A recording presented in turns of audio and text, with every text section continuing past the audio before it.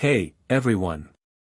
Welcome to Storytelling Time, the place where every story comes alive. If you love getting lost in thrilling tales, gripping mysteries, and epic adventures, you're in the right spot. I'm your storyteller, and here, we don't just tell stories, we bring them to life. Whether it's fantasy, mystery, horror, or even a bit of comedy, we're all about immersion. So grab a snack, get comfy, and prepare for a journey that'll keep you on the edge of your seat. Trust me, you won't want to miss a single chapter. Don't forget to hit that subscribe button, turn on notifications, and join the Storytelling Time family. Let's dive into the stories that await, starting now. There's something to be said for the newly fallen dark. People praise the moonlight of true night and dance in the bright sunshine of noon. They revere the pink blush of sunrise, and they worship the golds and scarlets of the sunset. Mornings and afternoons, with their variety of brightnesses, are considered useful. And who doesn't love a good pre-dawn stillness? But the newly fallen dark is forgotten. It is too dim for the rich, deep hues of black, blue, and purple to impress.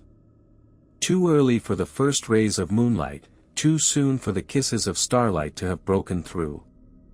People forget that beauty doesn't begin and end with their eyes.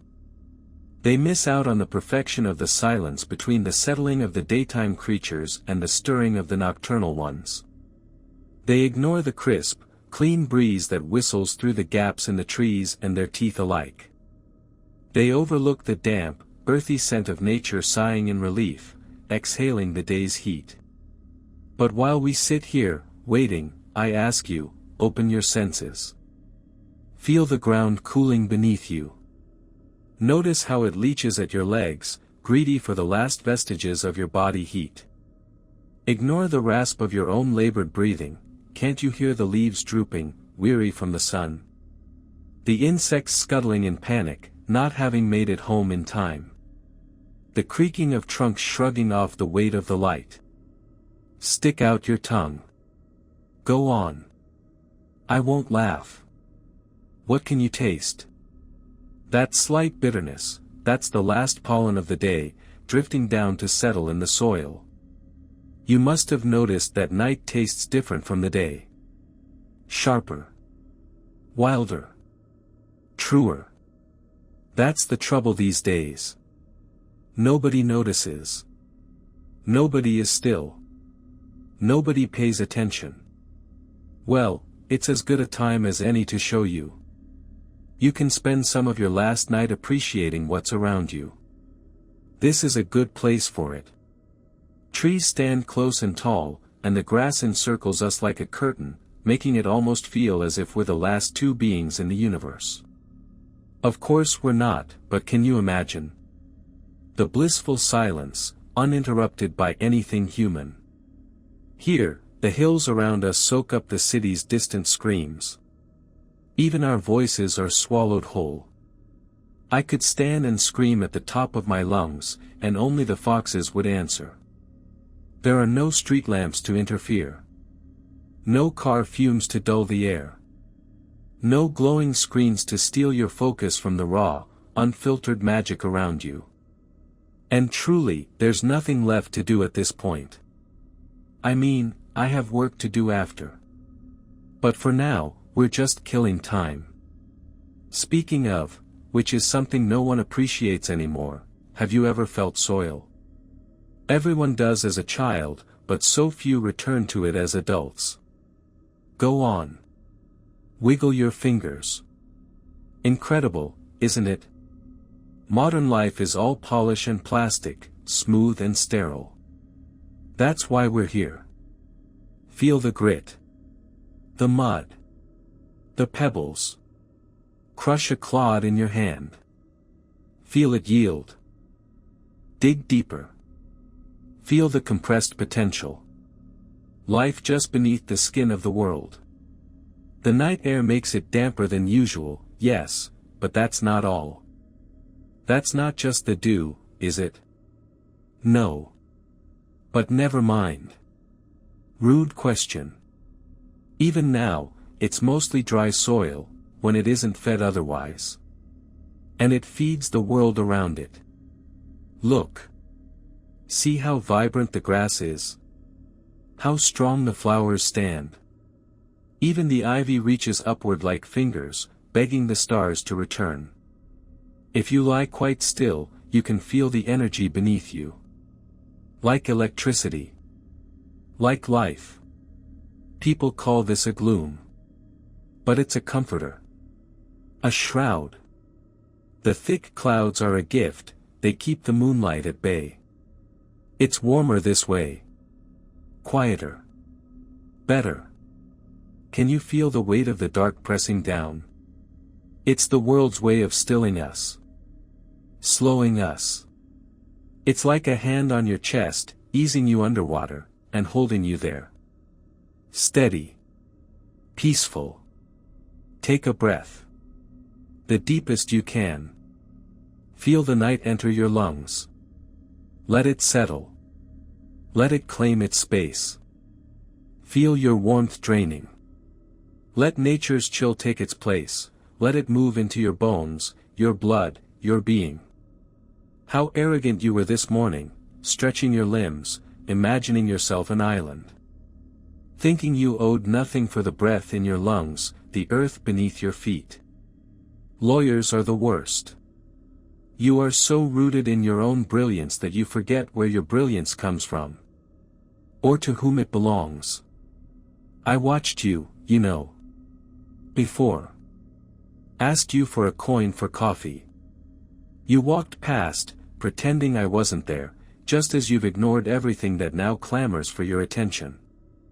But now, your very lifeblood is feeding it. And I think, perhaps, you're beginning to regret your ignorance. Your strength belongs to the earth, it always has. It was only ever loaned to you. And now, the full weight of the newly fallen dark has come to collect what it is owed. I'm just glad I could show you what you've missed, before it takes you. Be thankful. Be calm. Your debt is due. And you may rest easy now, knowing that it has been paid. The man had forgotten the exact moment the sky began to dim. It wasn't yet night, but the day had receded just enough that the shadows lost their edges. They seemed to soften and drift like smoke, curling beneath trees and under benches, nesting in the hollow of his chest. He checked his phone, though he hadn't received a message in hours. The battery blinked red. 3%. The screen dimmed, then went black before he could toggle it. No matter. He hadn't wanted to talk to anyone anyway. Still, the silence clung to him. He stood at the edge of the park, the one wedged between a shut-down industrial lot and a nature reserve nobody maintained. It was wild and overgrown, too dense for children and too rough for dogs. The kind of place you ignored in broad daylight and never walked through after dark. So of course, he walked in. He didn't know why. It wasn't the fastest way home, or even the most scenic. But something about the crooked path ahead seemed to call to him, not with a voice, but with a sensation. The way a migraine warns of itself before the pain arrives. A tug just behind the eyes. A pressure in the chest. The ground was damp but not muddy. His shoes pressed softly into the soil with each step, and every blade of grass he disturbed seemed to whisper behind him. He hadn't planned on walking this far. He should have stayed on the road, should have waited for the tram like everyone else. But the line had been long, and the lights too bright, and something had itched under his skin. The woman on the corner had asked him for a coin. Just one. For a coffee, she'd said, though her cup had been empty. Her eyes hadn't really met his. He'd walked past. She hadn't followed or called after him, but now, miles later, he still heard her voice. Not the words, just the shape of them. As if they'd left fingerprints on the inside of his skull. There was no path anymore. Just tall grass and the uneven ground of an untouched place.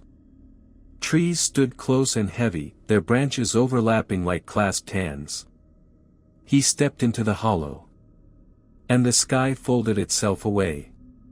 It wasn't night. Not yet. But it was something else entirely. The light was gone, and the air had weight. He paused, breath catching in his throat. The silence wasn't empty, it was layered. Pressed and packed like soil. He could almost hear the insects stilling. The leaves breathing out. The trees settling their bones. He crouched instinctively, as if something were above him, watching, waiting, weighing. There was no fear, not exactly. Just the creeping sense that the rules had shifted. That something was aware of him in a way he could never be aware of it. He thought of the coin again. The one he hadn't given. A rustle to his right. He turned. Nothing. A shiver moved up his spine, not from cold, but from memory. He'd felt this before. Once, as a boy, waking up outside his tent at a campsite, covered in dew with no recollection of leaving. Once, standing at his father's funeral, when he'd seen his mother mouthing something silently beside the casket. Once, in a courthouse hallway, when the verdict had come down and the wrong man had gone free. It was the sense of something being off, in a way that couldn't be explained with words or laws. He took another step forward. The grass had closed behind him. The road was gone. The skyline, too. There was only this clearing now, this impossible pocket of forest that hadn't existed on any map or in any memory. And then he saw the figure. A silhouette at first, unlit but unmistakable. Someone sitting cross-legged in the center of the glade. Waiting. Watching. They smiled without teeth and gestured beside them. He felt himself move forward before he'd made the decision to. As he lowered himself to the ground, the earth welcomed him like a grave dug just for his shape. Not cold. Not cruel. Simply inevitable. The figure turned to him, eyes catching no light and yet holding all of it. "Good," they said, gently. "You made it in time." He hadn't answered her call. It wasn't unusual. They could go weeks, sometimes months, without speaking. But there was something about the silence this time. Something wrong with the shape of it. Maris stared at her phone screen, thumb hovering over his name. The last message from him was 6 days ago. Just a thumbs up in reply to a picture she'd sent of a stray cat lounging on her balcony. She'd written, "This is your familiar, come collect him," and he'd just replied with thumbs up. She laughed, faintly, remembering it now, but the sound didn't reach her eyes. She tried the call again. Straight to voicemail. Again. And again. Something buzzed at the edge of her vision. Not the phone, not real. More like the echo of static. That had been happening lately, small things out of sync. Lights flickering in a room with no bulbs. TV turning itself on at 3:33 a.m. in a language she didn't speak. The feeling of a draft when the windows were closed, of someone brushing past when the hallway was empty. And the dreams. That was new. Each night for 3 nights, the same sequence, a field of tall grass. A breathless silence. The pressure of something vast overhead. And someone standing with their back to her, not moving, not speaking, just waiting. This morning, she'd woken with dirt under her fingernails. No explanation. Just the taste of pollen in her mouth and a deep, inexplicable ache in her knees like she'd been kneeling too long. Maris pulled on a hoodie and boots and left the apartment. She didn't know where she was going, not really, but the city had a way of guiding her when she let it. Or maybe something else did. She boarded the tram headed east, toward the part of the city she and her brother used to call the Bones. It was all hollowed factories and rotting train yards, abandoned streets where the echoes stayed longer than the people. As she rode, she saw her reflection in the window, not quite matching her movements. She turned her head left. The reflection turned right. She blinked. The glass cleared. No one else seemed to notice. When she got off the tram, the clouds were low and the sky was the color of ash. No birds. No wind. Only the soft hum of wires overhead and the sticky hush of late afternoon. The park was just ahead. It wasn't a real park, not anymore, just a scrap of land the city had forgotten. But she knew the way. Knew it the way some animals know where to migrate. The tall grass had grown over the worn paths, but her feet moved without question. As she stepped into the clearing, her body froze. There was no one there. But something had been. She could feel it in the weight of the air, in the slight impression in the grass, like someone had been sitting and only just stood. The wind moved, but only in one direction, out. As if the center of the clearing had exhaled, and now everything else followed. And there, on the ground, in a shallow scoop of disturbed soil, lay a single coin. Copper. Old. Scratched by fingernails and time. She picked it up. The moment her fingers closed around it, the static came again, not in her ears, but in her bones. And a voice, faint and familiar, not heard but remembered. Can you feel the dark? Maris didn't remember walking home. One moment, she was crouched in a clearing, the coin pressed cold into her palm. The next, she was standing in her apartment kitchen, holding a glass of water she didn't remember pouring. The windows were open. She never opened them. The curtains fluttered like breath, and the air smelled like soil and copper and distant smoke. Her boots were gone, but her socks were wet. When she peeled them off, her feet were caked in dirt, not fresh, but dried, flaking like old clay. She turned the faucet on and let the water run over her hands. The dirt swirled away, but the coin remained. Still in her palm. She couldn't remember putting it in her pocket. Couldn't remember doing anything at all, really. When she tried to let go of the coin, her fingers didn't move. It wasn't stuck. It was held. By her. She pried her hand open slowly. The coin clattered into the sink and spun for an impossibly long time before settling, heads up. The face on it was wrong. Not a president. Not any symbol she recognized.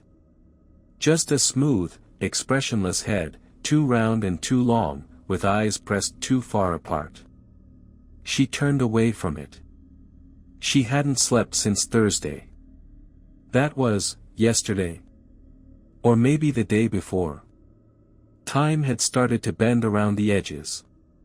She would blink and find minutes missing. Or an hour would stretch until her stomach turned.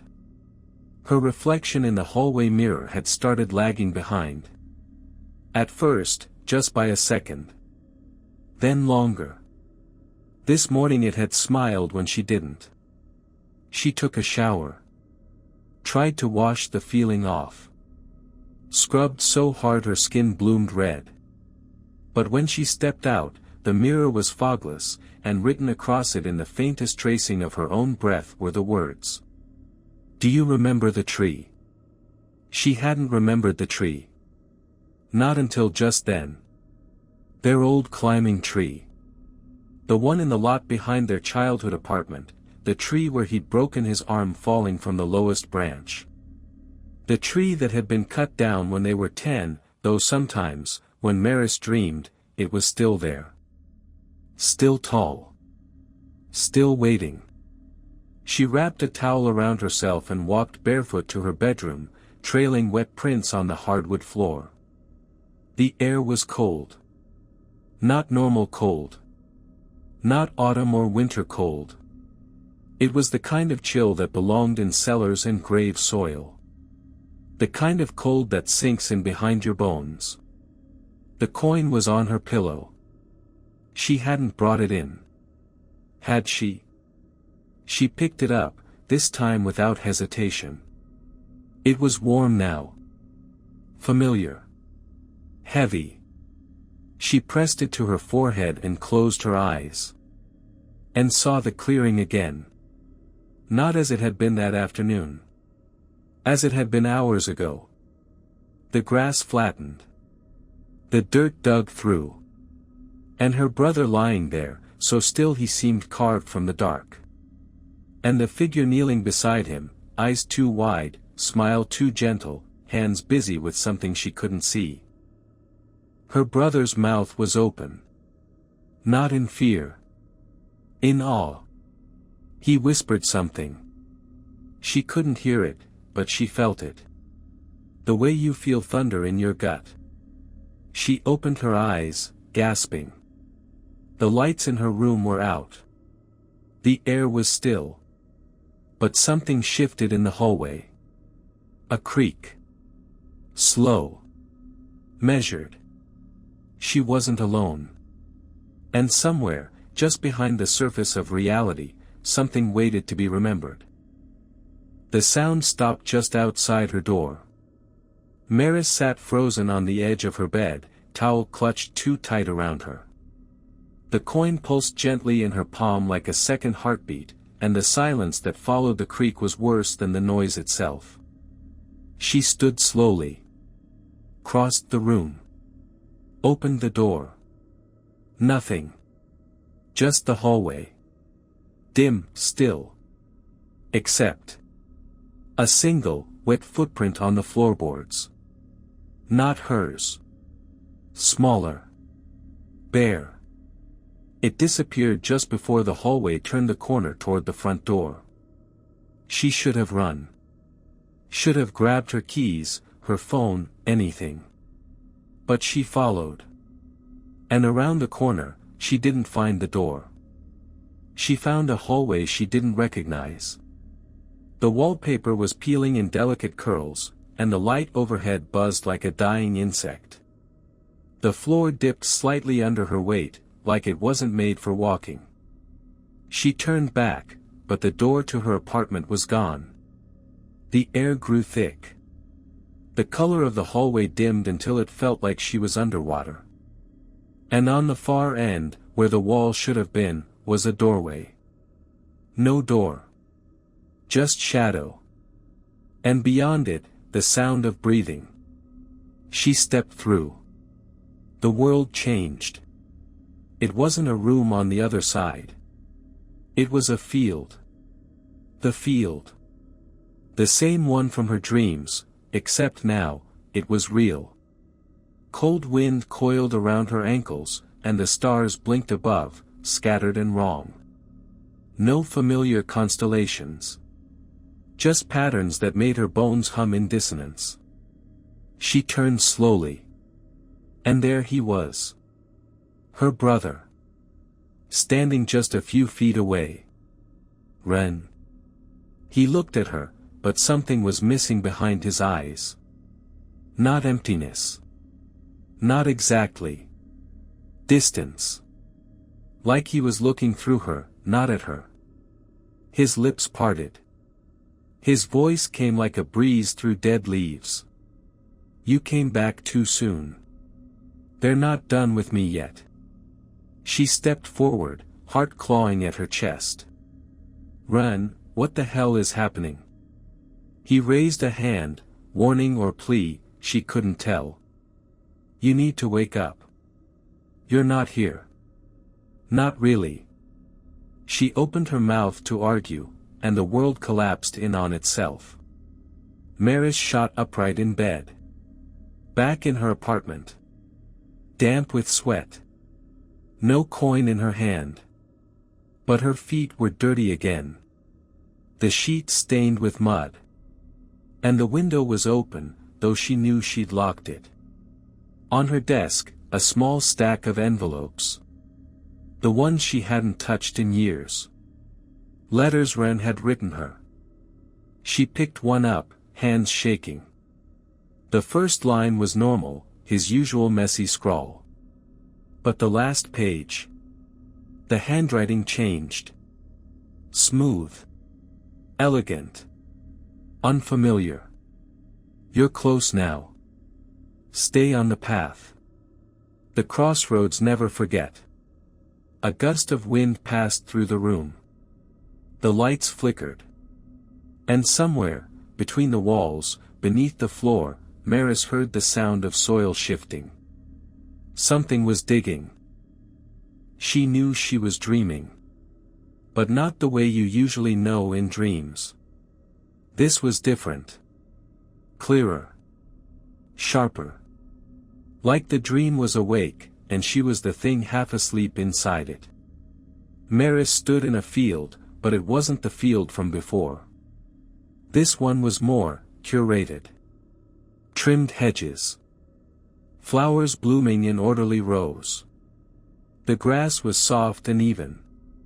The sky above shimmered, more like a ceiling painted with stars than anything real. And in the center of it all stood a small round table, set for two. Porcelain cups. A teapot steaming gently.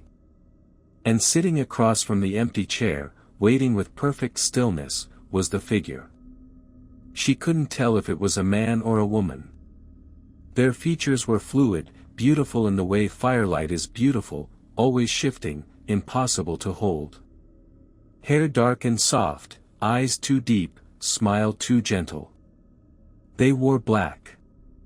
Not just the color, the absence. Like they had been sewn from the gap between stars. The voice came without their lips moving. You brought the coin. Good. That makes this much easier. Maris didn't move. Couldn't. Her legs weren't frozen, just unwilling. What is this? The narrator tilted their head. A courtesy. You're owed at least that, after the week you've had. They gestured to the chair. Steam curled lazily from the cup beside it. Come. Sit. Talk with me. She didn't want to, but her body walked forward anyway, like it had already rehearsed this. Like her muscles remembered something she hadn't yet learned. She sat. The narrator smiled wider. Do you know what crossroads are, Maris? She stared at them. Choices. That's what your kind calls them. But no. Not just choices. Not just roads. They're mouths. The world's way of breathing. Of hungering. And when things pass through them, like your brother, they rarely come back the same. Her throat went dry. You did something to him. They stirred sugar into their tea. I reminded him what he was. What he owed. What you owe too, in time. Maris stood, pushing the chair back with a scraping sound. He didn't owe you anything. The narrator raised a finger. She froze. Mid-motion. Even her breath paused.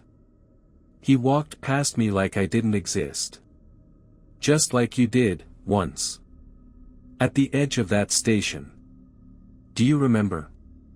The rain, the broken umbrella, the coins in your pocket. Her heart dropped. You didn't see me. But I saw you.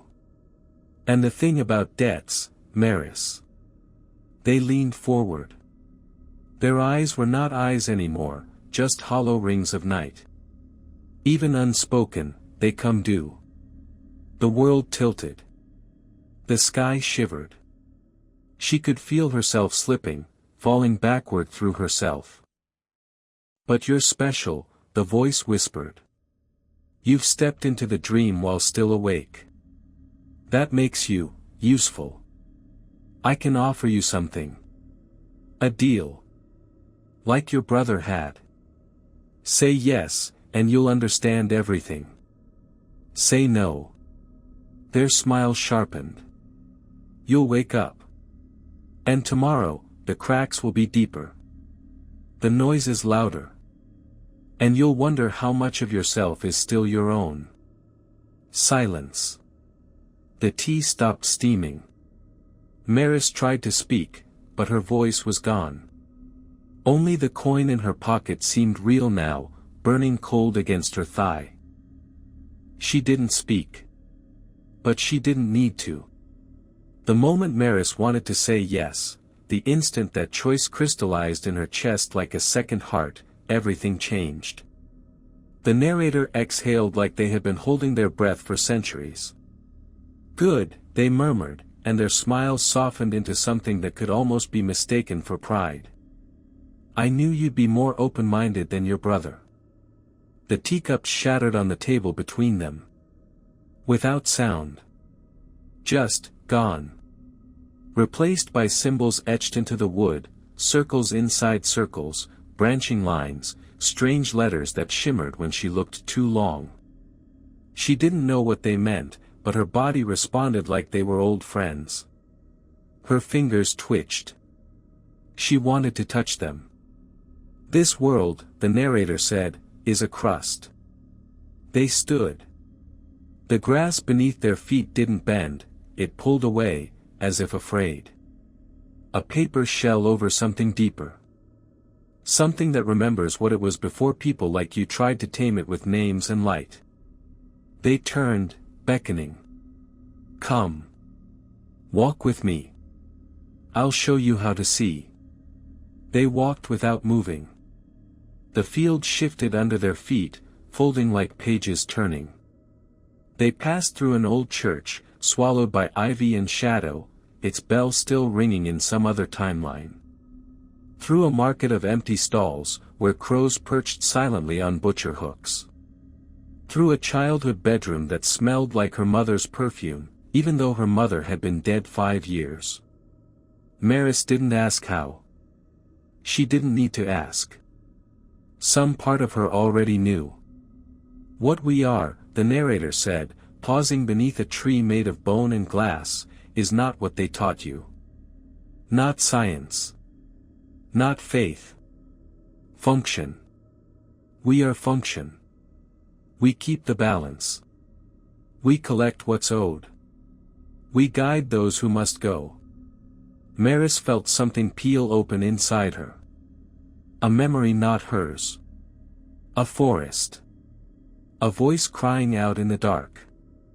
A hand, her hand, plunged into the soil and pulling something alive out of it. You felt it, they said gently. The hunger behind mirrors. The thinness of locked doors. The taste of dusk. Maris nodded. She had. For years. But she'd called it anxiety. Trauma. Dreams. She'd been wrong. You can still go back, if you want. Pretend. Fight the pull. Lose your mind slowly and poetically. Or. They took her hand. Their skin was cold, but not dead. Just old. You can stay. And become what your brother could not. The world needs a new witness. The trees rustled. The wind smelled like wet stone and iron. Say yes, Maris. Say it, and the dark will never take you. She looked into their eyes, and for the first time she saw them fully, not a person, but a role made flesh. Not a demon. Not an angel. Something older than those words. Something necessary. And Maris. She smiled. I'm already here. The first time Maris stepped through a crack in reality, it was by accident. She wasn't asleep. Not in a trance. Just, distracted. Running her fingers along the bathroom mirror while brushing her teeth, watching her reflection, and then. Her reflection blinked after she did. And smiled. Not mockingly. Not maliciously. Just, knowingly. Maris touched the glass. And the glass opened. It didn't shatter. It didn't ripple. It peeled, like frost melting off a window. And the moment her hand crossed the threshold, the world behind it changed. The space on the other side wasn't a room. It was a corridor made of impossible angles, stitched together by memory and forgetting. The floor was carpeted in dry leaves. The walls bled rust. The air smelled like 1,000 church basements, all incense, mildew, and something sweeter underneath, like rot. Voices whispered around her, but none of them were hers. Not yet. She turned. The narrator stood behind her, just as calm as ever. Cracks, they said, are invitations. Unanswered prayers. Forgotten names. The places where the world's stitching came loose, and no one bothered to mend it. They walked beside her, feet never quite touching the floor. You'll learn to find them. In patterns. In silences. In grief so heavy it dents the world. They stopped beside a door. It was made of teeth. What's behind this one? She asked, heart thudding. Your first lesson, the narrator said. Inside, she was 11 years old again. Sitting on the hospital floor, fingers sticky with vending machine candy, listening to her mother scream in the next room. Except, she wasn't just watching. She was there. Maris turned to the narrator. This isn't memory. This is real. Time folds easier here. All wounds do. She approached her child self. The little girl didn't look up. Not until Maris knelt beside her and whispered. I'm sorry I didn't protect you. Then the little girl looked up. And smiled. And bled from the eyes. Maris gasped, jerked back, and suddenly she was outside the door again, panting, shaking. The narrator touched her shoulder. The cracks let you travel, yes. But more importantly, they teach you. They show you the places where your self still breaks. In the weeks that followed, not that time moved the same anymore, Maris found cracks everywhere. A laundromat with one dryer that never stopped spinning, even when unplugged, filled with clothes that belonged to no one alive. A man on a park bench who blinked out of existence when you stopped looking at him, and returned crying every time you looked back. The more she learned to see, the more reality stared back. Some cracks she walked through. Others she sealed, pressing her hand to them, whispering the words the narrator taught her. But every time she passed through one, part of her didn't come back. And something else followed. Not malicious. Not exactly. Just, waiting. Maris stood across the street from her old building for a long time before she realized she wasn't breathing. Not holding her breath, not breathing. The wind passed through her. Her lungs expanded because she remembered that's what lungs were supposed to do. The sky above shimmered, just slightly out of sync with the streetlights. Like two songs playing over each other, almost in tune. She hadn't even knocked, and she already knew. This was a mistake. Her fingers left no mark on the intercom. But when she pressed the button, it buzzed anyway. A pause. Then a voice. Sleep heavy. Familiar. Hello. His voice was smaller than she remembered. It sounded like it belonged to someone 2 rooms away, behind a locked door. She hadn't heard it in months. Since the funeral. Since before she. Hello, he said again. Who is this? She opened her mouth. And for a terrifying moment, nothing came out. No air. No words. Just a static hissing between her ears. "It's me," she finally said. "It's Maris." Silence. Then. "That's not funny." The door opened anyway. Her cousin stood there, barefoot and wary. The kitchen light behind him flickered like it knew she was wrong. "What kind of sick?" He stopped. His eyes met hers. And his pupils dilated all the way out, like an animal seeing fire for the first time. "Maris?" He stepped back. Not toward her, away. Like his body remembered something his mind couldn't catch. "You look wrong." She stepped into the apartment.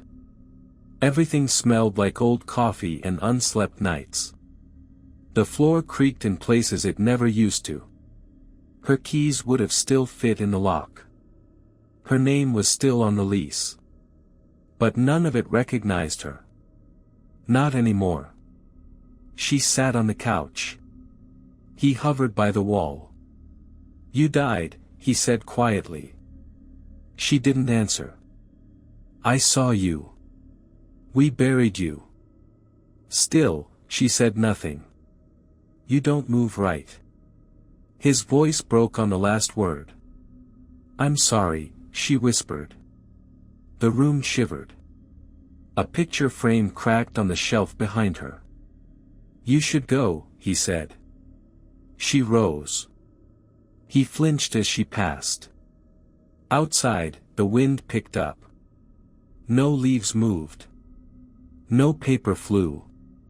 Only Maris, walking down a street that no longer made sense. Passing people who didn't look at her, couldn't, and streetlights that bent toward her like flowers tracking something unnatural. She pressed her hand to the brick wall of a bookstore. A crack there. She didn't step through. Not yet. Instead, she whispered. "How much of me is left?" No one answered. But the wind, now, it sounded like her name. The narrator found her on the edge of a mirror. It hung crooked in a subway bathroom, its silvering peeling like dead skin, its reflection stuttering a beat behind the real world. She was watching her eyes, how the pupils didn't settle right anymore. "You've seen enough," they said. Maris didn't flinch. "You mean I've lost enough?" The narrator smiled. Not unkindly. "Same thing." They walked together without walking. The station blurred around them, walls stretching long as cathedrals, lights pulsing like heartbeats. The cracks shimmered in every corner now. She didn't need help seeing them. She understood them. Where there was grief, there was a crack. Where there was guilt, a tunnel. Where someone told themselves they'd pay later, a door. "What happens now?" she asked. "Now you choose." Fully. They stopped in a place that didn't exist. A garden made of ash and blood-laced rain. The wind sang names she'd never heard but still somehow remembered. "You can walk away. Forget. Fade. You'll become one of those shivering shapes just outside the cracks, caught, unfinished, pitiful." The narrator looked at her. "And, for the first time, afraid. Or you can step forward. Take the ledger. Balance the scales. Become the hand that collects what's owed. Become like you." They nodded once. "No. You'll be better." The ledger wasn't a book. It was a mark. Burned behind her eyes the moment she said, "Yes." And suddenly she knew. The girl who sold her future joy for one last year with her dying father. The man who walked away from an accident he caused and left a child's ghost screaming in the rain. The priest who buried things beneath the altar, thinking the soil wouldn't remember. All of them owed. And she was how the debt would be paid. Her first step as debt keeper was silent.